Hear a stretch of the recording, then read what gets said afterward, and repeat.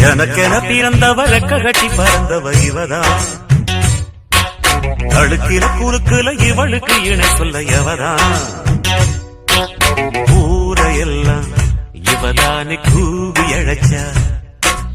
ஆசமாம இவன் தான் பாட்டு படிச்சா. எம்மாடியோ